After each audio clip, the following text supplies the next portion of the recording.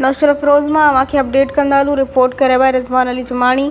अगुणो वफ़ाकी वज़ीर GDA अगवान NPP सरबराह रईस गुलाम मुर्तज़ा ख़ान जतोई ऐं अगुणो सूबाई वज़ीर NPP सिंध जो सदर रईस मसरूर अहमद ख़ान जतोई जी नौशर अफरोज़ ETC कोर्ट में पेशी हुई। ओपन अदालत के जज साहब पारां वकीलन advocate Mohammad Ali Bhutto, advocate Abdullah Khan Korai, advocate Rizwan Khan Chand, advocate Mansoor Khan Jatoi ऐं ॿियनि वकीलनि जा दलील ॿुधण खां पोइ 3 सेप्टेम्बर जी तारीख़ ॾिनी वई।